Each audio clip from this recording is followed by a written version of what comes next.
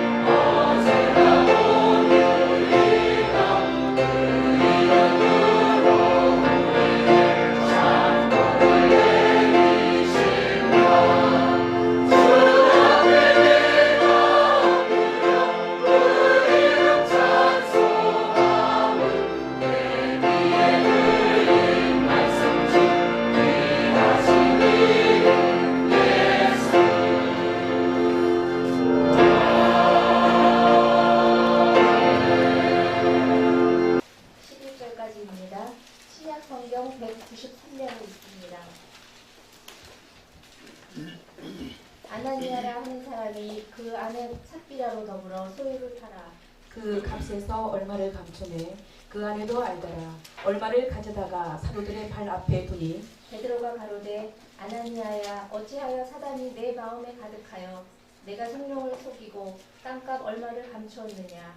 땅이 그대로 있을 때에는 내 땅이 아니며 판 후에도 내 임의로 할 수가 없더냐. 어찌하여 이 일을 내 마음에 두었느냐? 사람에게 거짓말한 것이 아니요 하나님께로다. 아나니아가 이 말을 듣고 엎드러져 혼이 떠나니 이 일을 듣는 사람이 다 크게 두려워하더라. 젊은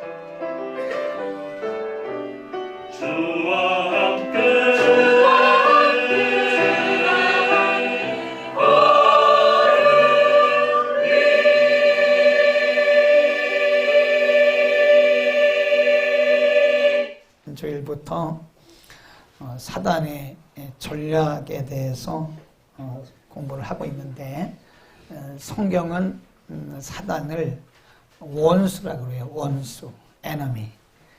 어떤 성경에는 악한 영, evil spirit 그렇게 얘기도 하지만 많은 경우에 마귀를 사탄을 enemy, 너희 원수, 너희 대적 마귀 그런 표현을 씁니다. 그러니까 원수의 말 그대로 사탄은 원수입니다. 예수님이 요한복음 10장 10절에서 사탄을 도적이라고 묘사를 하셨어요. 그러면서 도적이 오는 것은 죽이고 멸하는 것뿐이다 그랬어요. 교회를 망가뜨리는 것이 사탄의 목적입니다.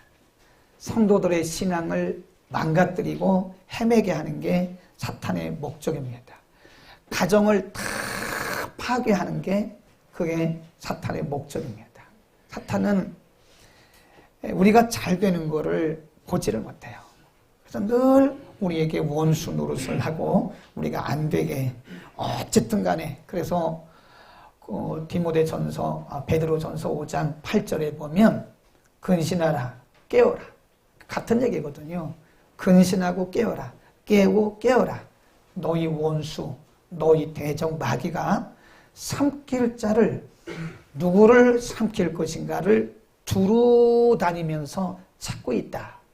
그 영어 성경에 보면 wandering, wandering이란 말은 배회하고 있다는 거예요. 사방에 누구를 삼킬 것이냐, 어떤 가정을 삼킬 것이냐, 어떤 교회를 흩을 것인가, 이거를 지금 어떤 대상들을 지금 계속해서 찾고 있는 것이다. 여기에 아무도 예외가 없습니다. 모든 사람이 다 사단의 공격이 대상이기 때문에 우리가 늘 깨어 있어야 됩니다. 그 사단의 역사는 일시적인 게 아니에요. 사단의 역사는 예수님이 오시는 그날까지. 요한계시록에 보면 사단의 역사는 가면 갈수록 더 강해집니다. 치밀해지고 전략이 치밀해지고 굉장히 강해져요. 왜냐하면 자기 때가 얼마 남지 않았다는 걸 알아요. 이 마귀가 자기가 활동할 수 있는 기간이 얼마 남지 않은 것을 알기 때문에 가면 갈수록 굉장히 치밀하게 강한 방법으로 성도들을 공격을 하고 있다. 우리가 늘 기억을 해야 되고요. 오늘 두 번째 시간인데 오늘은 이 아나니아 삽비라 사건을 통해서 사도행전 5장 1절에서 11절을 아나니아 삽비라 사건이라고 그럽니다. 초대교회에 일어났던 2장에 성령이 강림하셨잖아요. 3장에 40년 동안 한 번도 걸어보지 못했던 그 장애인이 걷게 돼요. 4장에 사도들이 성령의 충만함을 받고 감옥도 두려워하지 않고 복음을 전해요. 그러다가 5장에 갑자기 브레이크가 탁 걸립니다. 그래서 이 초대교회에 어쩌면 가장 성실하고 가장 헌신되었던 아나니아 삽비라 부부가 죽어요. 3시간 만에 하나님의 침을 받고 죽습니다. 성경이 왜 좋은 얘기를 기록하지 않고 사단의 공격을 받고 죽은 사람들의 이야기를 여기에 기록을 하고 있느냐? 사단의 전략을 우리에게 가르치기 위한 것입니다. 오늘 우리는 정말 이 말씀을 잘 들어야 됩니다. 우리 가운데 이미 사단에게 이렇게 흔들리는 자가 있고요. 사단의 공격을 받고 흔들리고 이미 넘어진 자도 있고요. 앞으로도 그렇게 될 사람들이 있기 때문에 오늘 아나니아 삽비라 사건을 통해서 주시는 이 사단의 전략을 우리가 잘 봐야 됩니다. 우리가 성경을 볼 때는요, 항상 육하 원칙을 가지고 보면 좋습니다. 그러면 성경이 잘 풀어져요. 육하 원칙이 뭐죠? 언제, 누가, 무엇을, 어떻게, 왜 했나. 그러면 여기 이 아나니아 삽비라 사건이 일어난 때가 언제냐 이거예요. 일어난 때, 언제 사단이 이 교회를 공격했고 아나니아 삽비라를 공격을 했는가. 그것이 언제냐? 그러면 한마디로 말하면 성령이 충만해질 때입니다. 성령이 최고도로 충만했을 때예요. 2장에 성령 강림했죠. 3장에 기적이 일어났죠. 4장에는 성도들이 다 나게 됩니다. 4장에 보면 2장에 보다도 4장에 보면 온 성도들이 한마음 한뜻이 됐어요. 날마다 모여서 기도하고 흩어지면 전도하고 교회가 완전히 성령의 불바다였어요. 그런데 바로 5장에서 사탄의 역사가 일어난 겁니다. 사단의 역사가 언제 있느냐? 물론 우리가 기도 안 하고 잠잘 때도 사단이 우리를 짓밟습니다. 그런데 언제 또 사단이 역사하느냐? 성령이 충만할 때. 우리가 성령이 충만하고 기도로 충만하고 말씀이 충만하고 열심히 헌신하려고 할 때 바로 그때 사단이 우리를 공격해 옵니다. 사단의 목적이 뭐예요? 교회를 흔드는 거예요. 어쨌든 간에 교회를 흔드는 겁니다. 교회를 막 흔들어서 복음 사용 못하게 하고 교회를 막 흔들어서 교회가 말씀 사용 못하게 하고 선교 이런 거 못하게 하고 말이에요. 그러니까 교회가 성령이 충만할 때 반드시 사단은 공격해 온다는 사실을 알아야 됩니다. 그래서 상상 밖으로 성령이 충만했던 사람이 하루아침에 무너질 수도 있다는 사실을 우리 꼭 기억을 해야 되는 거예요. 교회가 서서히 무너지기 시작하는 거예요. 하나님의 거룩한 사역을 방해합니다. 사단의 목표는 하나님의 거룩한 사역을 방해해서 하나님 나라가 확장되는 것을 막는 거예요. 어쨌든 간에 하나님의 거룩한 사역을 못하게 하는 겁니다.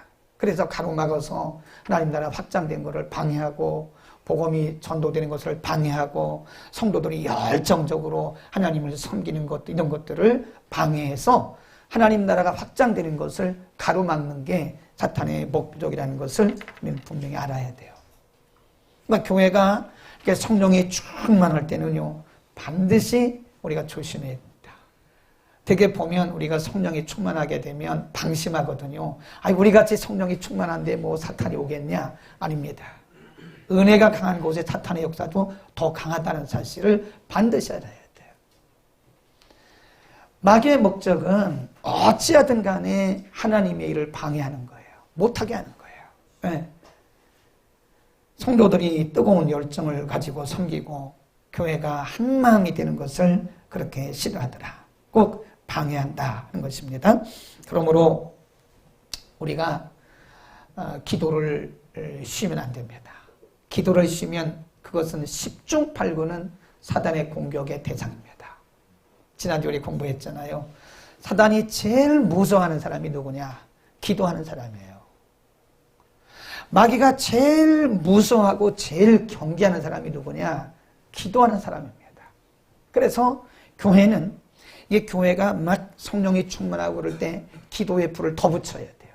이렇게 늘 하는 얘기가, 이게 주의 일은 기도 없이 하면 반드시 시험 듭니다. 시험 들어요. 아무리 우리의 그 비전이 좋고 우리의 목표가 좋아도요, 이게 영적인 사역이기 때문에 기도 없이 하는 일에는 반드시 사탄이 우리를 틈을 탄다. 그리고 우리는 반드시 기도로 준비해야 되는 겁니다. 기도로 준비하고 하지 않으면 반드시 사단의 공격이 있고요, 위험한 일을 하고 있는 것이다. 사단이 이 성도들 간에 갈등을 일으키는 거예요. 교회가 하나 되면 일을 일사불란하게 해나가거든요. 근데 이 갈등이 생기면 일을 못해요. 그러니까 사단이 옆에서 그거를 이렇게 보면서 그거를 목표로 하고 있는 거예요. 그래서 성도들 간에 갈등을 일으키고 오해를 일으키고 하나님의 일을 지연시키고 이러는 겁니다. 물론 마귀가 뭐 하나님의 일을 방해한다고 해서 하나님의 일이 실패하는 건 절대 아닙니다. 그래도 하나님의 일은 진행이 돼요. 그러나 그 어간에 하나님의 일이 지연이 되어지고요, 그 어간에 믿음이 약한 사람들이 사탄의 공격을 받고 상처를 받는다는 거예요. 그래서 이 하나님의 일은 반드시 기도 없이 하면 안 돼. 기도 없이 하는 것은 위험해요. 옛날에 제가 어떤 분 모시고 인도를 갔는데 인도 현지인들에게 강의를 하면서 이런 얘기를 합니다. 지금도 기억이, 제가 통역을 했으니까 그분이 우리말로 강의를 하면 제가 이제 영어로 통역을 하고, 현지인이 또 그 태미러, 저 남부 인도였거든요. 태미러로 4번 통역을 한 아주 재밌는 일이 있었는데, 그분이 뭐라고 얘기를 했냐면, 성령 받지 않고 믿음 생활을 하는 것은 매우 힘들고, 성령 받지 않고 주의를 하는 것은 죽는 것보다 더 위험하다, 그런 얘기를 하더라고. 좀 어렵죠? 성령 충만하지 않고 성령 받지 않고 신앙생활을 하는 것은 너무 위험한 일이고, 성령 충만하지 않고 우리가 주의 일을 한다고 하는 것은 죽는 것보다 더 위험한 거다, 그런 얘기를 했는데 지금 갑자기 생각이 났어요. 우리가 기도 없이 주의 일을 하는 것은 굉장히 위험한 일을 우리가 모험적으로 하고 있는 거예요. 아멘. 사단의 목적은 어찌하든 간에 주의 일을 방해하는 겁니다. 그래서 항상 이 기도의 철벽성을 쌓지 않으면 인간적으로 볼 때 잘 될 것 같은데 안 돼요. 왜냐하면 마귀는 안 되는 거를 목표로 하고 우리를 방해하고 공격하고 오기 때문에 반드시 어떤 일을 할 때는 우리가 뭘 쌓아야 돼요? 기도의 철벽성을 쌓아요. 뭐라고요? 성벽. 철성벽을 쌓고 기도하지 않으면 우리가 하는 일은 10중 8구 실패할 수밖에 없는 것이다, 이겁니다. 성령이 충만한 초대교회를 왜 이렇게 울음바다가 되게 하고 비참한 터전이 되고 있냐? 성령이 충만하니까 사람들이 마음을 놓은 거예요. 성령이 충만하니까 대부분의 사람들이 마음을 놓고 있다가 갑자기 아나니아 삽비라 부부를 치고 들어온 거예요. 두 번째, 사단이 누구를 공격했나? 언제 공격했어요? 성령이 충만할 때 조심해야 됩니다. 두 번째, 누구를 공격했어요? 아나니아 삽비라입니다. 거기 사도행전 2장과 4장을 보면요, 이제 성령이 막 충만할 때 어떤 일이 일어났냐 한번 보세요. 4장 32절 35절입니다. 32절부터 33절까지만 읽겠습니다. 35절까지 읽어야 되겠네요. 자, 4장 32절부터 시작. 믿는 무리가 한 마음과 한 뜻이 되어 모든 물건을 서로 통용하고 제 물을 조금이라도 제 것이라 하는 이가 하나도 없더라. 사도들이 큰 권능으로 주 예수의 부활을 증거하니 무리가 큰 은혜를 얻어 그 중에 핍절한 사람이 없으니 이는 집 있는 자들이 팔아 그 판값에 사도들 앞에 발해둠에 저희가 각 사람의 필요를 따라 나눠주고. 근데 그때 성령이 충만했던 초대교회 예루살렘 교회는요, 어떤 현상들이 일어났냐면 은사가 나타나는 현상이 있었고 능력이 나타나는 현상이 있었고요. 또 한 가지는 믿음의 액션이 일어났어요. 믿음의 행위가 일어나기 시작했어요. 여러분, 우리가 행함이 없는 믿음은 그건 산 믿음이 아니잖아요. 이 성령이 충만함을 받으니까 가슴이 뜨거워지는 거예요. 그러니까 하나님 앞에 헌신하는 사람들이 늘어나는 겁니다. 하나님 앞에 헌신하기 시작하는 거예요. 거기 보니까 집도 팔았다고 그랬어요. 자기의 밭도 팔았다고 그랬어요. 초대교회 성도들이 자기 집 다 팔았습니다. 밭을 팔았습니다. 그것이 무슨 유행처럼 이 초대교회에 부흥이 일어났다. 바람이 일어난 거예요. 그때 아나니아 삽비라 부부가 그걸 팔았어요. 여러분 생각해 보세요. 오늘날도 마찬가지입니다. 오늘날도 하나님 앞에 집 하나 바치는 사람이 거의 없지만 만일 오늘날 하나님 앞에 집 하나 바치는 사람이 있다면 이 사람은 보통이 아닙니다. 특급입니다. 특급. 우리가 신자로 A, B, C, D 나눈다면 A 플러스 신자예요. 요즘은 거의 없습니다. 제가 옛날에 어떤 교회 얘기 들었는데 이분은 자기 집 살다가 교회가 건축한다 그러니까 집을 뺐어요. 그리고 전세로 갔어요. 우리 교회는 그런 분들이 많은 줄로 믿습니다. 그렇지. 집 팔으라고 하니까 아무도 아멘 안 하잖아. 거의 없습니다. 제가 볼 때 거의 없다고 보는 게 요즘에는요. 만일 교회에 성전 건축하는데 자기 집을 팔아서 나머지 헌금하고 전세로 가는 사람은 임성수 집사님이나 있을까? 뭐 누가 있겠어요? 있기는 있겠죠. 자기 집을 팔고 땅을 팔아서 하나님 앞에 갖다 바친다는 것은 이건 보통 믿음이 아닙니다. 이거는요. 오늘날 헌신된 사람이 점점 줄어갑니다. 많이 줄어가요. 정말 이렇게 헌신하는 사람이 많이 없는 이런 시대인데 그때도 그렇지 않았을까? 그때는 요즘보다는 낫겠죠. 그래도 2000년 전이니까 성령이 충만했으니까. 그러니까 우리가 추측컨대는 이 아나니아 삽비라 부부가 예루살렘 교회에서 아마 거의 A 플러스 신자였을 거라고 말이에요. 사단이 공격하는 대상이 누군지 아세요? 전혀 기도 안 하는 사람도 공격의 대상. 이미 그는 밟아버린 거죠. 기도 안 하는 사람은 이미 사단의 놀이터에 잡혀 있는 상태고, 그리고 사단이 또 누구를 공격하냐면 가장 열심히 있는 사람, 가장 뜨거운 사람, 가장 헌신된 사람이 공격의 대상이에요. 왜냐하면 가장 헌신된 사람을 무너뜨리면 교회는 금방 무너져요. 금방 슉 무너집니다. 교회에서 가장 헌신되고 가장 열성 있고 가장 기도 많이 하는 사람을 한두 명만 쳐가지고 확 흔들어 놔보세요. 그럼 교회는요 순식간에 바람이 불어요. 그래서 마귀가 누구를 대상으로 하느냐, 기도 안 하는 사람도 대상은 되지만 가장 열심히 있는 헌신된 사람을 항상 목표로 하고 그 사람을 쓰러뜨릴 거예요. 여러분, 나라가 일반 공무원들이 조금 잘못하는 거는 그래도 큰 영향은 없습니다. 잘못하면 안 됩니다. 그래도. 그런데 대통령이 흔들리면 나라는 다 흔들리는 거예요. 군에서 사병이 흔들리는 거는 그렇게 영향력이 없습니다. 근데 거기 이 지휘관이 흔들리면요, 그 부대는 다 흔들리는 거예요. 그래서 교회에서 모든 사람들이 다 사단의 공격의 대상이기는 하지만 사단이 1번으로 탁해 삼는 사람이 누구냐? 교회에서 가장 열심히 있는 사람이에요. 우리 교회 누굴까요? 이름 대지 마세요. 여러분 다 열심히잖아요. 교회에서 열심히 있는 사람을 공격을 해서 그 열심을 다 흩어져 버리는 거예요. 아나니아 삽비라는 죽었어요. 3시간 만에 죽었어요. 네, 남편과 아내가 3시간 만에 성령의 침을 받고 죽어요. 그게 저주받은 거예요. 얼마나 불행한 일입니까?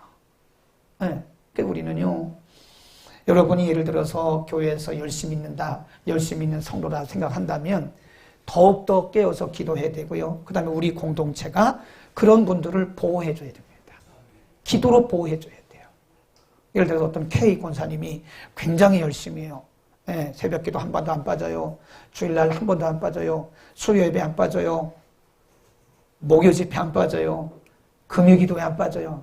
자신이 없으니까 아멘을 안 하잖아요. 그런 분이 계시다면 우리는 그런 분들을 보호해야 돼요. 기도로 보호해야 됩니다. 그분이 흔들리면 안 돼요. 우리는 그런 분들을 교회의 기둥이라고 말합니다. 그러니까 마귀는 항상 기둥을 흔드는 거예요. 기둥을 흔들어 놓으면 다 넘어질 가능성이 큽니다. 기둥 하나 흔들면요, 옆에 있는 가지들은 흔들리는 거, 그거 시간 문제입니다. 그러니까 마귀가 그걸 알아요. 그래서 열심히 있는 성도들 우리가 보호해야 된다는 것입니다. 아멘. 열심히 오늘날 이렇게 보면요, 열심히 주님을 섬기다가 열심히 복음을 살다가 어느 날 보니까 브레이크가 딱 걸린 사람이 있어요. 이거 공격받고 있는 거예요, 지금. 이유 여하를 막론하고 공격당하고 있는 겁니다, 지금. 빨리 회복하지 않으면 마귀가 계속 끌고 가는 거예요. 네. 우리가 이렇게 보면 우리 주변에도 우리 성도들 가운데 보면 열심히 기도하다가 기도주를 놔버린 분이 있어요. 열심히 주를 섬기다가 그 섬김을 놔버린 분이 있어요. 예배 생활 정말 열심히 하다가 예배가 멈춘 분이 있어요. 그거를 우리는 자연적인 현상이다 라고 생각하면 안 돼요. 그건 분명히 사단이 지금 공격을 해서 사단의 공격을 지금 내가 당하고 있다고 하는 것을 우리가 분명히 알아야 됩니다. 아멘. 그래서 우리가 열심히 있는 성도들을 우리가 특별히 기도 많이 해줘. 우리 중보기도 많이 하잖아요. 중보기도 할 때 앞에서 일하는 분들을 위해서 기도 많이 해야 돼요. 그분들이 사단의 공격을 받고 쓰러지면 안 돼요. 구역장들을 위해서 기도 많이 해야 됩니다. 각 여전도 회장님들 1여전도회부터 4여전도회 그리고 남전도회 또 우리 장로님들, 권사님들 또 교우장들 이런 사역자들 이런 분들을 위해서 우리가 정말 많이 기도해야 돼요. 그리고 가장 여러분이 많이 기도해야 할 분이 누굴까요? 몰라요? 목사님이죠. 목사님이 흔들리면 교회는 다 흔들립니다. 누가 무슨 얘기를 해도 목사가 흔들리면 이 교회는 흔들리게 돼 있어요. 흩어져요, 흩어져. 그러니까 교회 하나 흩트는 거 뭐 별거 아닙니다. 목사님 흔들어서 목사님 그냥 무너뜨리면 교회는 그냥 순간적으로 흩어져 버리는 거예요. 그러니까 우리는 앞에 서 있는 아나니아와 삽비라 같이 아주 열성 있고 열심히 있는 자들을 위해서 우리가 정말 많이 기도해야 되고 그들을 보호해야 됩니다. 혹시 그들이 공격당하는 것처럼 보이면 우리는 그들을 위해서 방어하는 기도를 해야 돼요. 우리가 기도에는 여러 가지 종류의 기도가 있잖아요. 네, 공격성 기도가 있고 또 방어적인 기도가 있습니다. 아예 처음부터 그분들을 공격하지 못하도록 우리가 공격 또는 방어 이런 기도를 반드시 해야 돼요. 아멘. 여러분이 교회에서 앞장서서 일할 때는요, 꼭 반드시 기도해야 됩니다. 기도 안 하면 나 때문에 공격하는 게 여러분 자신 때문에 공격하는 것이 아니라 여러분이 맡고 있는 그 사역 때문에 마귀가 공격을 하는 거예요. 이번에 우리가 11분의 임직자들이 중직자 다시 세워지잖아요. 제가 그래서 늘 얘기하는 얘기가 기도하라고. 이 기도 안 하면 공격당한다. 공격당. 여러분 교회 안에 이 중직자가 세워지는 게 이게요. 나라로 말하면 장로님은 국무위원이에요. 국무위원 아무나 세우겠어요? 안수 집사님, 권사님들 이분들은 굉장히 중요한 교회에서 굉장히 중요한 성역입니다. 성역. 우리는 그것을 그래서 성역이라고 해요. 사역을 성역으로 합니다. 이 성역을 하는데 이게 마귀가 그냥 두겠냐고요. 어떤 방법을 통해서든지 성역자들을 공격해 온다니까요. 그래서 제가 늘 얘기하잖아요. 기도하라고. 이 기도하지 않고 하면 시험 든다고. 우리가 또 그분들을 위해서 기도해 줄 수 있기를 바랍니다. 그냥 인간적으로 뭐 창립하고 또 임명하고 임직했다 끝나는 게 아니에요. 그분들이 그 일을 잘 할 수 있도록 우리가 기도해주고 보호를 해줘요. 보호를. 그분들이 공격을 받을 수 있어요. 안수집사 때 하고 장로 때 하고 틀립니다. 성령이 역사하는 것도 틀리고요. 마귀가 역사하는 것도 틀려요.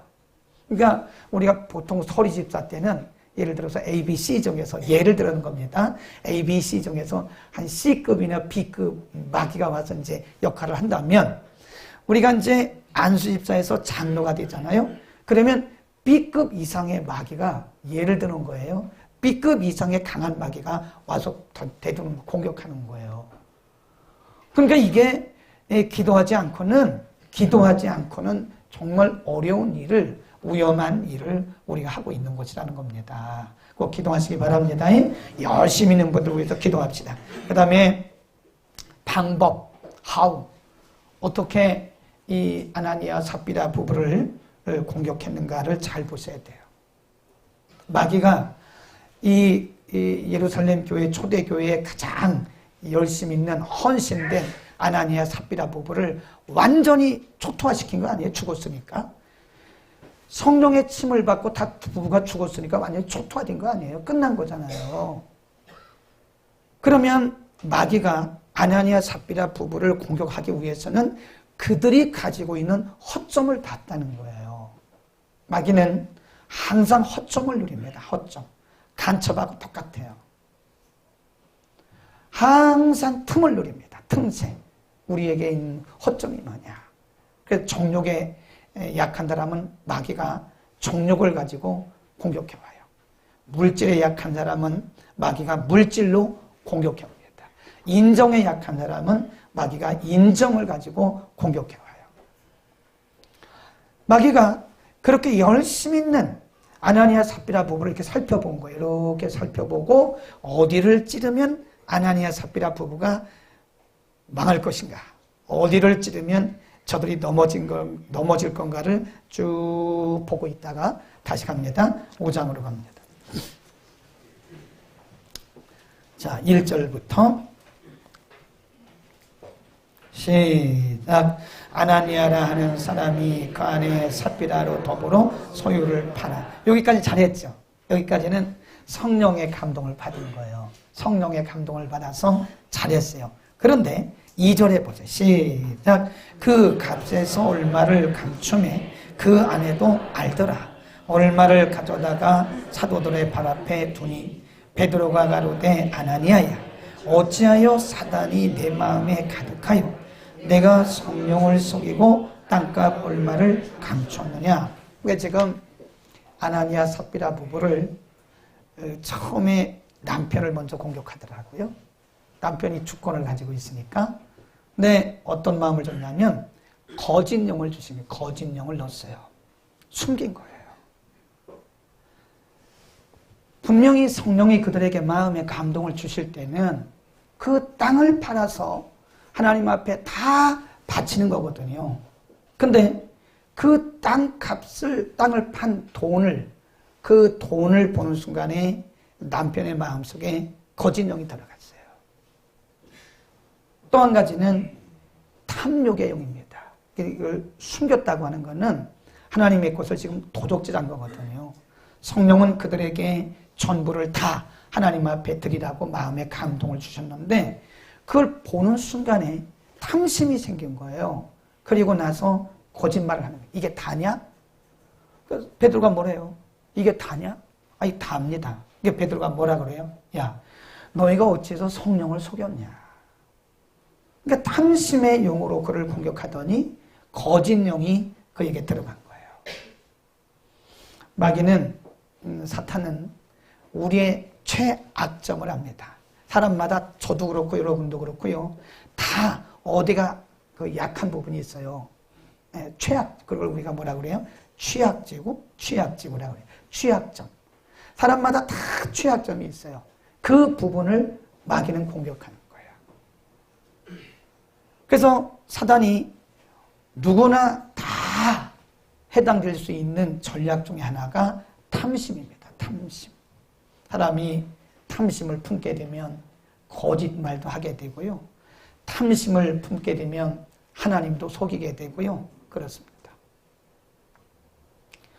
얼마 전에 어떤 분이 헌금을 이렇게 했는데 나는 그 액수가 중요한 게 아니고요. 그분이 쓴 말에 저는 목사로서 감동을 받았어요.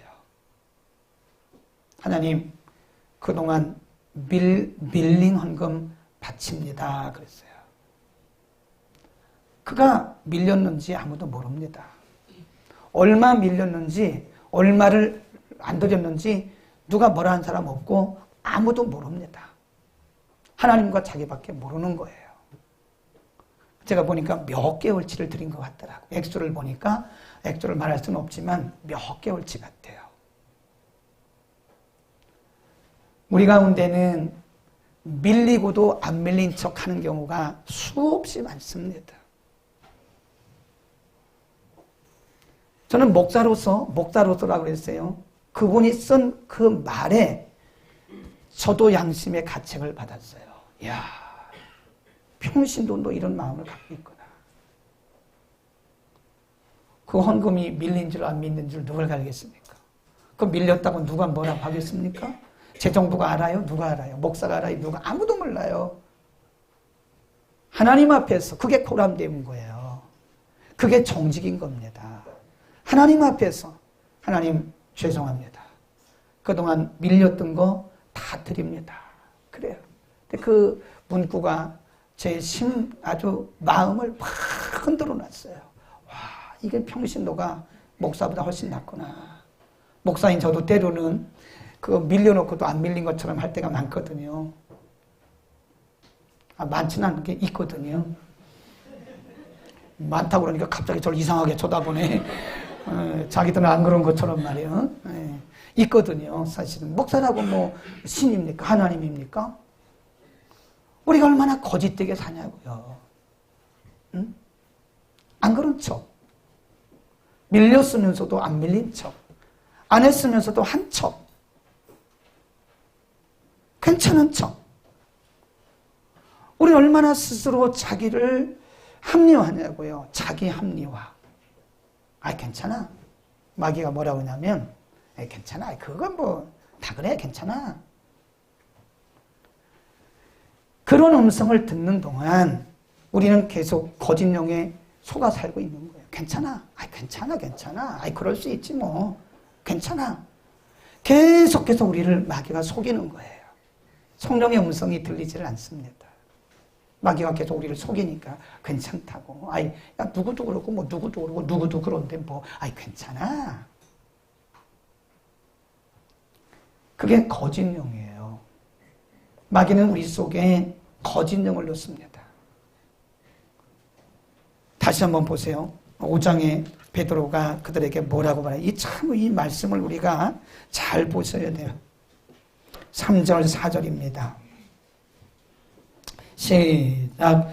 베드로가 가로되 아나니아야 어찌하여 사단이 내 마음에 가득하여 내가 성령을 속이고 땅값 얼마를 감췄느냐. 땅이 그대로 있을 때에는 내 땅이 아니며 판 후에도 내 힘으로 할 수가 없더냐. 어찌하여 이 일을 내 마음에 두었느냐. 사람에게 거짓말한 것이 아니오 하나님께로다. 하나님이 이것을 보신 줄을 네가 몰랐냐. 너는 지금 사도인 나에게, 베드로 나에게 거짓말한 것이 아니라 너는 지금 성령을 속이고 있는 거야. 너는 성령님께 너는 지금 거짓말하고 있는 거야. 그리고 나서 즉시 죽었어요. 남편이 먼저 죽고 3시간 있다가 아내도 죽었어요. 이게 사단이 보기를 원하는 겁니다. 사단은 우리가 잘하면 굉장히 기분 나빠요. 우리가 잘하잖아요. 말씀대로 살고 정직하게 살고 우리가 하나님의 뜻대로 살잖아요. 그럼 마귀가 굉장히 아주 기분 나쁘고 아주 배가 아파가지고 어쩔 줄을 모릅니다. 그런데 이렇게 무너지잖아요. 그럼 뒤에서 박수를 쳐요. 잘했다고 막 희심의 미소를 지면서 깔깔대고 웃고 이럽니다. 마귀는 이런 모습을 우리가 거짓의 영에 빠져가지고 우리가 탐심의 영에 빠져가지고 성령을 속이고 하나님을 속이고 주의 종을 속이고 이렇게 살아가는 거를 마귀는 지금 기대하고 있다는 거예요. 그리고 계속 우리의 귀에 뭐라 그래요? 괜찮아 집사야. 괜찮아 김 집사야. 저 뭐 오집사도 그러고 없는 사람 얘기해야지 구집사도 그러고 그러던데 뭐 괜찮아. 계속 우리를 속이는 겁니다. 오늘 성령의 음성을 듣기를 축원합니다. 우리가 거짓 영이 들어가면 우리는 망합니다. 믿음 근간이 흔들리는 거예요. 하나님이 우리의 중심을 꿰뚫어 보고 계시는데 하나님의 우리의 중심을 다 파악하고 계시는데 그 위대하신 하나님 앞에 모든 것을 아시는 하나님 앞에서 우리가 거짓을 하고 있다면 그것이야말로 하나님을 속이는 사단에게 우리가 지금 속고 있는 거 아니냐. 탐심을 조심해야 됩니다. 지금 우리가 견물생심이라는 말도 있는데 사람이 누구나 돈을 보면 마음이 흔들려요. 흔들립니다. 돈을 보는 순간 누구나 마음이 흔들립니다. 그러니까 싸움 나는 거예요. 형제 간에도 싸움 나고 돈 때문에, 부부 간에도 싸움 나고, 부모와 자식 간에도 돈 때문에 싸움 나고 사람 살인하고 그러는 거 아니겠어요? 탐심은 그래서 사도 바울이 뭐라 그러냐면 우상숭배라고 그랬어요. 탐심의 탈을 쓰고 우리에게 오는 거예요. 네. 마귀가 우리에게 탐심의 영을, 탐심의 마음을 싹 집어넣으면요. 꼭 창세기 3장에서 그 하와가 뱀의 말을 듣고 원래는 하지 말았어야 되는데 뱀이 뭐라고 했냐면 마귀가 괜찮다고, 괜찮아. 네가 만일 이걸 먹으면 하나님처럼 될 거야. 네가 지혜로워질 거야. 그리고 그 사탄의 음성을 듣고 유혹된 상태에서 선악과를 보니까 탐스럽게 할 만큼 그렇게 보이는 거예요. 지혜롭게 보이는 그 과일이 다르게 보이는 겁니다. 그리고 그걸 다 먹었잖아요. 탐심이 이게 하루아침에 오는 게 아니라 탐심은 서서히 우리 속에서 이렇게 자라나요. 탐심이 잉태하잖아요. 우리 속에 탐심이 자리 잡잖아요. 조금이라도. 그러면 그게 점점 이렇게 자라요. 그 죄가 됩니다.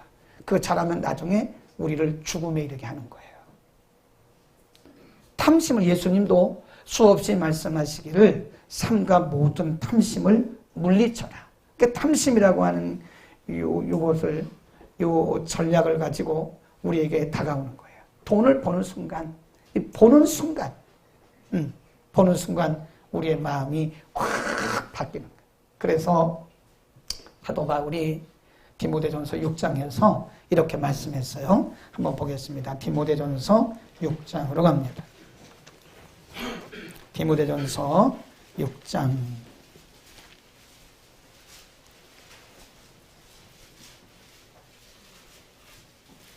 4절부터 쭉 읽겠습니다. 시작. 저는 교만하여 아무것도 알지 못하고 변론과 언쟁을 좋아하는 자니 이로써 투기와 분쟁과 회방과 악한 생각이 나며 마음이 부패하여지고 진리를 잃어버려 경건을 이익의 재료로 생각하는 자들의 다툼이 일어나느니라. 그러나 자족하는 마음이 있으면 경건에 뭐가 된다 그래요? 흔히 자족이란 말은 스스로 만족하는 마음을 자족 그럽니다. 스스로 스스로 자기가 만족하는 것을 자족그래요. 7절 어떻게 자족할 것이냐. 시작. 우리가 세상에 아무것도 가지고 온 것이 없으니 또한 아무것도 가지고 가지 못하리니 우리가 먹을 것과 입을 것이 있은즉 족한 줄로 알 것이니라. 10절 시작. 돈이 사랑함이 일만하게 뿌리가 되나니 이리서 사모하는 자들이 미혹을 받아 믿음에서 떠나 많은 근심으로서 자기를 찔렀다 그랬어요. 믿음이 파손되는 거예요. 옛날에 지금 이제 생각이 하나 났는데 제가 아는 그 친구 목사님이 목회하는 교회에 정말 아나니아 삽비라처럼 열심히 있는 부부가 있었어요. 네. 그 남편은 그 교회에서 아침 일찍 오셔가지고 주일학교 때부터 교회 차량으로 섬겼어요. 차량 봉사로 섬겼어요. 그 아내는 권사님이었는데 뭘 했나? 이분은 부엌에서 열심히 성도들을 섬기는 일을 했어요. 근데 어느 날 남편이 직업을 바꿨어요. 뭘 바꿨냐면 식당을 하는 직업을 바꿨어요. 그러니까 아무래도 이 식당이라는 게요, 이 주말에 손님이 많잖아요. 그리고 주일 같은 데는 손님이 많잖아요. 그러니까 하루는 이 집사님 부부가 목사님을 찾아왔더래요. 목사님, 6개월만 좀 봐주십시오. 왜요? 그랬더니 우리가 지금 식당을 했는데 6개월 정도 하면 자리가 잡힐 듯 합니다. 그래서 6개월 동안 저희가 예배를 좀 쉬겠습니다. 그랬더래요. 그래서 목사님이 너무 충격을 받아가지고, 아니 이렇게 열심히 있는 분도 그런 얘기를 하네? 아니 그래서는 안 되죠, 집사님. 아니 어떻게 주일날 장사를 하고 주일날 식당을 한다고 이런 얘기를 하시냐고. 그건 안 된다고. 그랬더니 늘 하는 얘기가 어쩔 수 없습니다. 그 집사님이 하는 얘기가, 부부가, 목사님 어쩔 수 없습니다. 6개월 동안 제가 교회를 수요일은 나오겠습니다. 저녁만. 그리고 금요일날 식당 다 끝나고 금요일날 기도회는 나오겠습니다. 그러더라는 거예요. 그래서 목사님이, 집사님 하지 마세요. 근데 하는 얘기가 어쩔 수 없습니다. 시작. 따라하면 안 되지. 이거는 어쩔 수 없습니다. 이 말이 사탄이 주는 생각이에요. 목사님 어쩔 수 없습니다. 먹고 살아야 되기 때문에 애들도 가르쳐야 되고 어쩔 수 없습니다. 그 목사님 눈물을 흘려가면서 기도해 줬대요. 하나님, 이 부부의 마음을 잘 헤아려 달라고. 제가 볼 때 이거 아닌 것 같은데 하나님이 이 부부가 어쩔 수 없다고 합니다. 그리고 그 기도해 줬대요. 그리고 주일날 안 왔어요. 그러면 주일날 그 남편이 했던 그 차량 봉사는 누가 하겠어요? 차례가 서 있죠. 부엌에서 주방 일을 했던 분은 물론 다른 분이 하면 되죠. 다른 분이 하면 돼요, 그거야. 그런데 1주, 2주, 3주, 4주가 되니까 4주까지는 너무 잘 되는 거예요, 이게. 첫 주 하니까 막 매상이 오르는데요. 토요일보다 2배 주일날 오르는 거예요. 막 신이 난 거죠. 뭐 어쩔 수 없다 그러면서 막 속으로 어쩔 수 없다, 잘 된다 막 이러고. 4주 지나서 5주째가, 한 달이 지나고 이제 5주째가 되기 되었는데 약간씩 매상에 혼돈이 오기 시작하더래요. 어떤 때는 잘 되고 어떤 때는 안 되고. 왜 이 부부가 안 했냐, 그 주일을 못 나왔냐면 남편은 배달을 해야 돼요, 배달. 그리고 애들도 있는데 애들은 카운터를 봐야 돼요. 그러니까 온 가족이 다 그렇게 한 거예요. 그런데 한 3개월쯤 됐을 때 남편이 그 주일날 음식 그거 있잖아요, 가방, 음식 가방 그 배달통을 들고 배달 가다가 차한테 치웠어요. 그래가지고 거의 죽을 지경까지 갔어요. 근데 죽지는 않았어요. 그 다음에 병원에 신방을 갔는데 이 부부가 울면서 무릎 꿇고 목사님에게, 사실 그 목사님에게 할 게 아닙니다. 하나님에게 무릎 꿇고 회개해야 돼요. 목사님, 그때 목사님께서 하지 말라고 그럴 때 우리 생각이 옳은 줄 알았습니다. 애들 가르치고 먹고 살아야 되니까 어쩔 수 없다고 생각했습니다. 6개월만 하면 되는 줄 알았습니다. 그런데 이렇게 됐다고 정말 죄송하다고 하나님 앞에 죄송하고 목사님에게 이렇게 속인 것도 죄송하고 내가 합리화한 거 죄송하다고 퇴원하고 나서 그거 다 접었습니다. 얼만큼 경제적으로 재정적으로 손해를 받는지 몰라요. 탐심입니다. 그게 어쩔 수 없다고 생각하면 안 돼요. 여러분 그게 마귀가 주는 마음이에요. 어쩔 수 없어. 어쩔 수 없어. 이 말은 분명히 마귀가 주는 전략에 여러분 속고 있는 겁니다. 탐심을 버려야 됩니다. 탐심은 우상숭배입니다. 돈을 사랑함이 일만하게 뿌리가 되는 것이고 그것은 우리를 망하게 하려고 하는 사단의 전략인 것입니다. 그래서 우리가 그 자족하는 마음을 가져야 되는 것, 자족이란 말은 다르게 말하면 브레이크예요. 브레이크. 차가 아무리 좋아도 이 브레이크가 파열되잖아요. 그러면 사고 나요. 큰일 납니다. 자동차는 무엇보다 중요한 게 브레이크입니다. 이 브레이크가 안 좋으면 사람 치고요. 막 사고 막 쳐요. 우리 마음속에 브레이크, 좋은 브레이크를 달아야 돼요. 말씀과 성령으로. 이런 책도 있잖아요. 예수면 족하다. 아멘. 우리 안에 예수님 계시면 족합니다. 아멘. 우리 안에 복음이 있으면 족한 것입니다. 예수 안에 다 있는 것입니다. 근데 우리는 예수님 밖에서 다른 것을 자꾸 찾으려고 하니까 우리가 자꾸 탐심을 품다가 또 넘어지고 또 넘어지고 또 넘어지고 자꾸 넘어지는 거예요. 이거 얘기 하나 하고 재미있는 얘기 하나 하고 끝날게요. 제가 가는 식당이 있는데 자주는 안 가요. 그런데 가끔 식당에 가는데 그 식당에 사람이 너무 많은 거예요. 비싸지도 않아요. 6,000원 비싸봤자 뭐 7,000원, 8,000원 이런 거 10,000원 넘는 게 한 두세 가지밖에 없어요. 다 6,000원, 7,000원. 보통 평균이 7,000원, 8,000원짜리 음식이거든요. 사람이 갈 때마다 사람들이 줄을 서 있는 거예요. 하여튼 뭐 김치찌개도 맛있고 제가 좋아하는 그 순댓국 이런 것도 맛있고 다른 데 순댓국하고는 비교할 수가 없어요. 너무 맛있는 거예요. 근데 어느 날 가보니까 그 리모델링을 했더라고. 그 옛날에 있던 거 다 헐어내고요. 깨끗한 탁자 갖다 놓고 아주 그 안에도 보니까 너무 아주 최신 시설로 아주 했어요. TV도 몇 대 갖다 놓고 막. CCTV도 다 있고. 수저도 보니까 옛날 그런 게 아니에요.